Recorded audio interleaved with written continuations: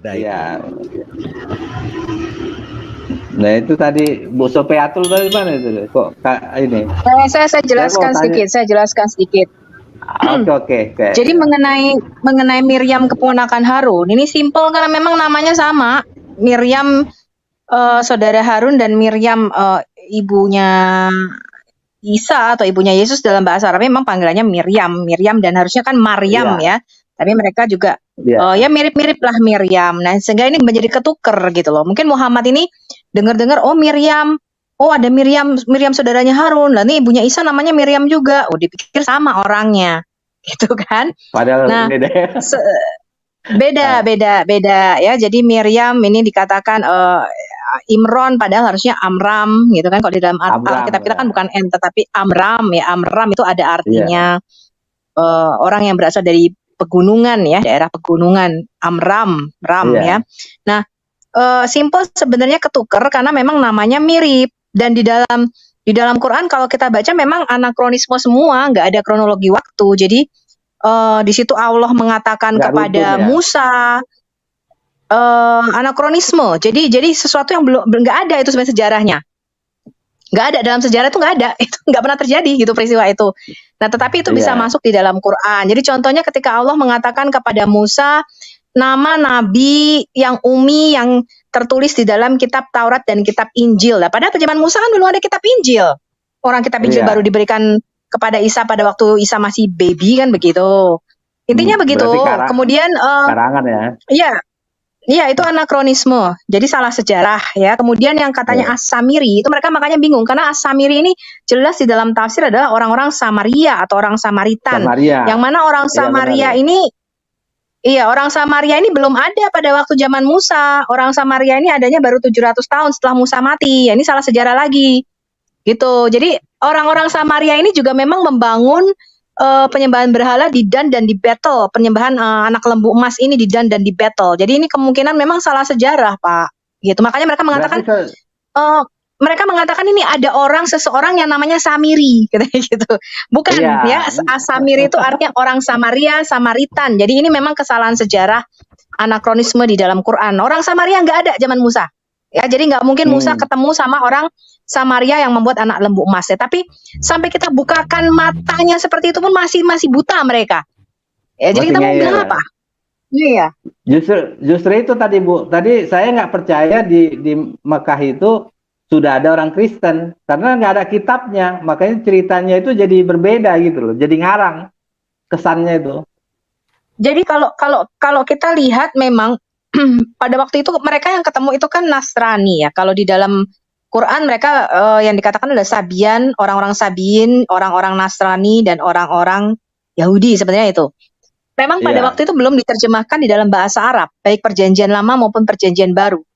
Dan kemungkinan karena pada waktu itu kan sudah banyak bidat Kristen, Pak. Ajarannya udah macam-macam nih, udah banyak melenceng ya. Kemudian kitab-kitab Injil-Injil apokrif, Injil-Injil yang Injil-Injil yang Maria Magdalena lah, Injil Thomas lah, apa itu udah berkembang.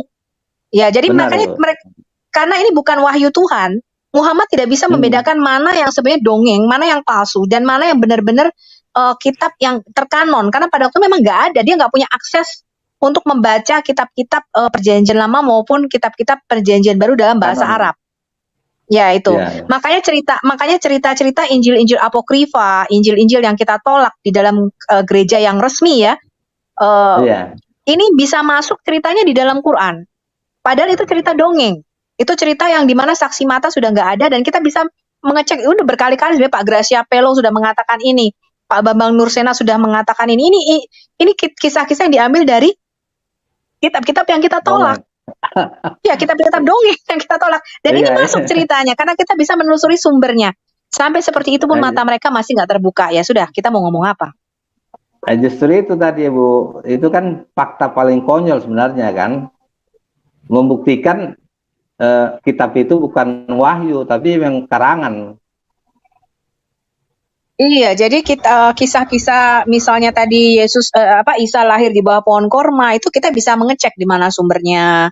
Isa berbicara pada waktu masih bayi itu juga kita bisa mengecek. Udah banyak yang ngomong sih Pak Didit Yuli saya lihat ya, kemudian Pak Bambang Bambang Nursena, lah, kemudian Bambang iya ya, Pak Bambang. Ya sudah banyak dengan sebenarnya Pak Gracia Pelo, sudah banyak sebenarnya kita melontarkan this is a problem gitu. Tapi mereka tetap percaya, ya sejarah sih sejarah gitu. Yang penting ini wahyu.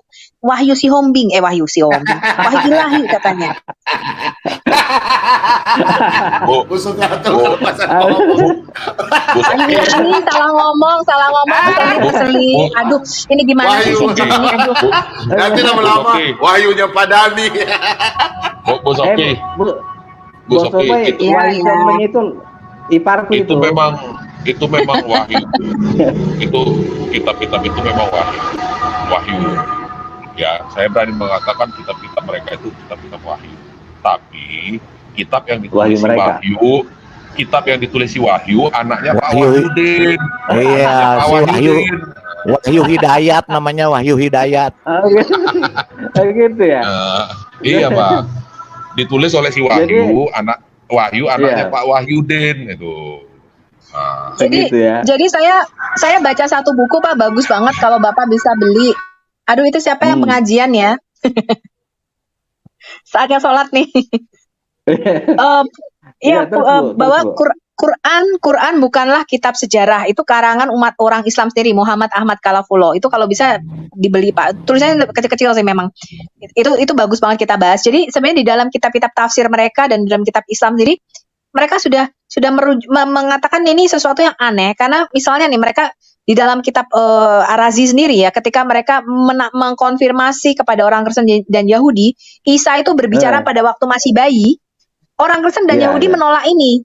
Dan mereka heran gitu, karena kan sebenarnya orang Kristen, terutama Kristen, itu kan memuliakan Yesus sebagai Tuhan. Istilahnya kan gitu kan? Tetapi menolak mujizat bahwa Yesus itu bicara ketika masih bayi. Orang Kristen dan Yahudi mengatakan, itu nggak mungkin, itu nggak ada. Jadi orang Islam sendiri mengakui orang Yahudi dan Kristen menolak ini bukan historical event gitu. Ini bukan peristiwa sejarah, nggak ada Yesus bicara waktu masih bayi. Nah, itu mereka keheranan gitu. Sehingga dari beberapa kesimpulan-kesimpulan itu, kalau Anda baca bukunya Quran Bukanlah Kitab Sejarah, bahwa memang anakronisme atau salah sejarah di dalam Quran ini begitu banyak. Sehingga mereka mengatakan kalau kita baca Quran, jangan dicek historinya, nggak connect gitu. Mereka itu nggak nyambung sama sejarah. Tetapi dicek yang diambil adalah nilai-nilai moralnya, atau istilahnya hikmatnya, misalnya kisah Yunus atau kisah Nabi Ibrahim atau apa. Ya, gimana Pak Bom? Coba tanyakan Pak Dhani dulu, tanggapi dulu, ada Pak Dhani sini, mereka pikir. Oh ya, ada Pak Dhani nih. Benar atau enggak? Coba silakan Pak Dhani. Pak Dhani, selamat sore. Selamat malam Mbak Bom, udah malam dapat saya. Ya, malam. Ya. Silakan Pak Dhani. Mengenai cerita tadi Bu Sofi, kira-kira tanggapan Pak Dhani, mungkin Pak Dhani punya ilmu, bagi-bagi cerita, silakan. Ya, kalau berbicara ya tentang Al-Quran itu memang diakui oleh umat Islam di dunia. Di dunia mengatakan Al-Quran bukan kitab sejarah, bukan kitab autografi, tetapi Al-Quran itu adalah wahyu yang Allah turunkan kepada Nabi Muhammad SAW melalui malaikat Jibril, yaitu sang pencipta alam semesta sendiri yang menyampaikan yang namanya bayyinah, keterangan. Jadi Allah sendiri yang menyampaikan keterangan-keterangan itu, ataupun sang pencipta alam semesta yang menyampaikan keterangan-keterangan itu dan dimasukkan ke dalam yang namanya Al-Quran. Apapun yang tertulis di dalam Al-Quran, apabila sering saya sampaikan kepada Pak Bom, apakah itu ceritanya dari orang-orang paganisme kah, atau dari orang-orang antah berantah kah, atau dari mana saja kah, orang primitif kah, itu semua kalau sudah menjadi wahyu dari Tuhan, maka kami harus meyakini itu memang dari Tuhan. Kebenaran itu dari Tuhan. Kebenaran. Pak Dhani punya cucu di belakang kah? Ribut sekali berisik cucu ya? Oh ya, anak-anak. Oh, anak. Kira cucu. Suruh mereka diam dulu lah, ribut. sorry. Karena suara saya kan. Iya, peka sekali. Ya. Ya oke. Bentar dulu.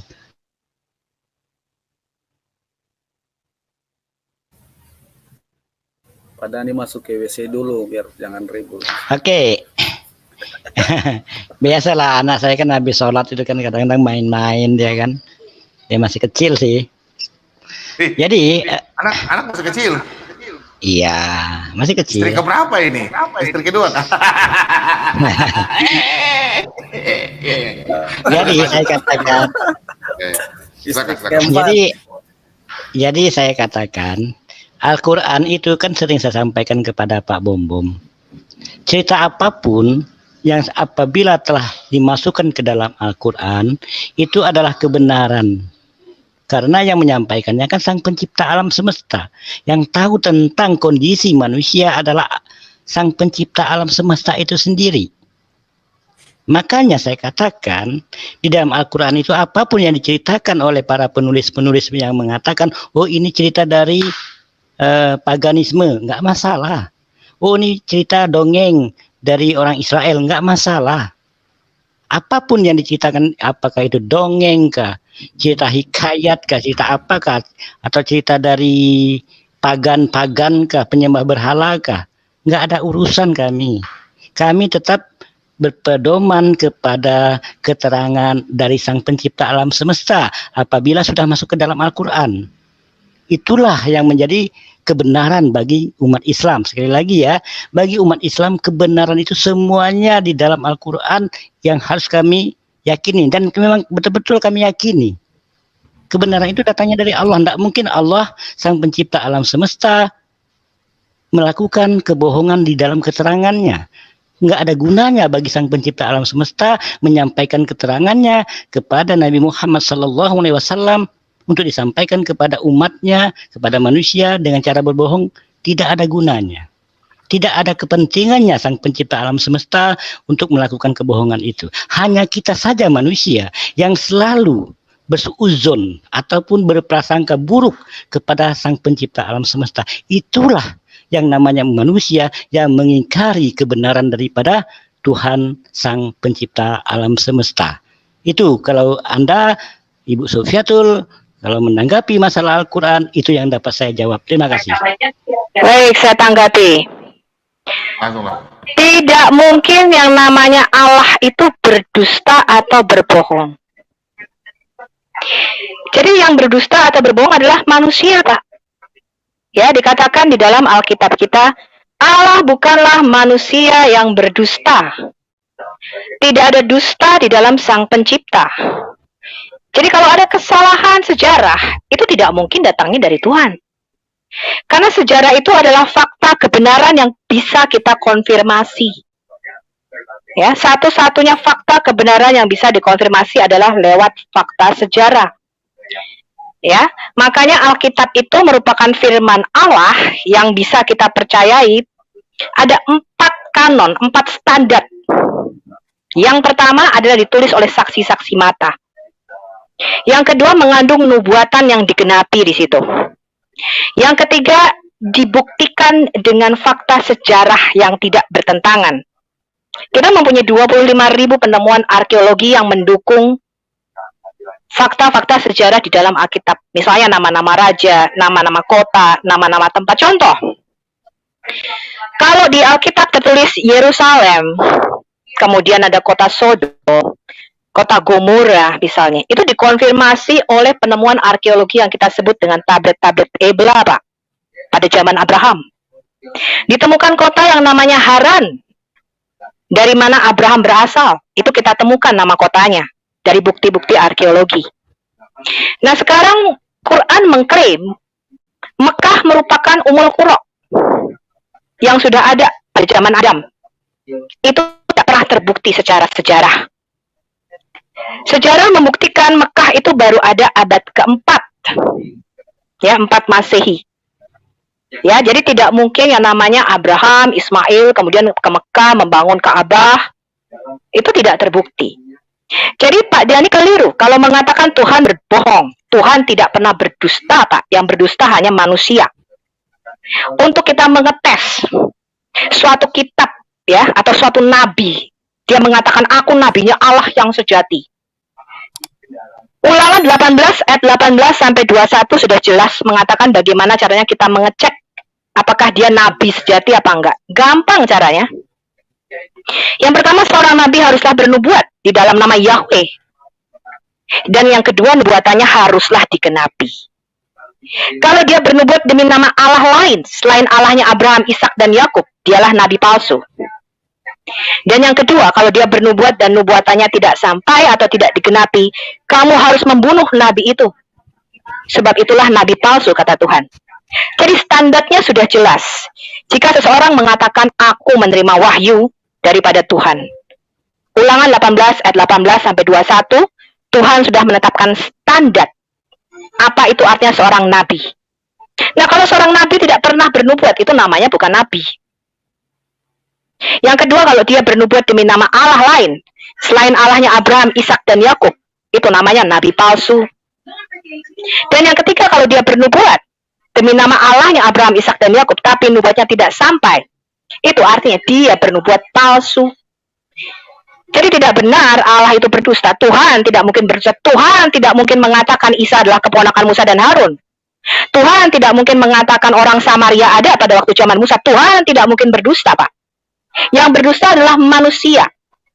Dan yang lebih parah adalah orang yang mau didustai oleh orang yang suka berdusta. Ini lebih parah lagi. Karena ini urusannya menyangkut hidup dan mati, surga dan neraka.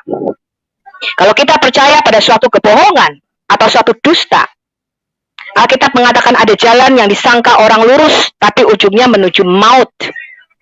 Yesus sudah jelas mengatakan dialah jalan kebenaran dan satu-satunya kehidupan. Tanpa dia kita semua binasa, Pak Dhani. Jadi lebih baik kalau buat saya adalah percaya kepada Injil yang asli. Apa itu Injil? Kabar baik.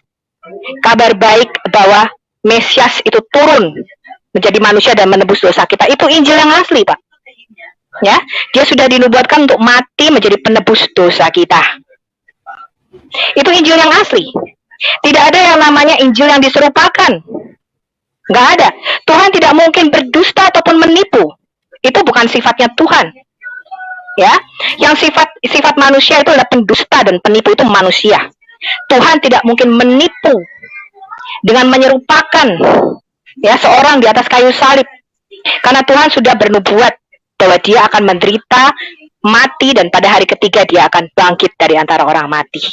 Itu cirinya, Pak Dhani. Ya, jadi bukan Tuhan yang berdusta. Saya percaya kepada Tuhan. Ngapain saya percaya kepada Tuhan yang berdusta? Yang berdusta hanyalah manusia. Ya.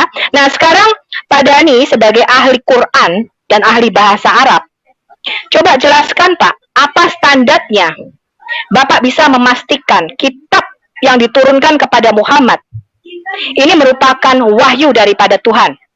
Saya mengatakan berkali-kali, ada beberapa orang yang mengklaim dia menerima kitab dari surga. Salah satunya adalah Bidat El-Kesai.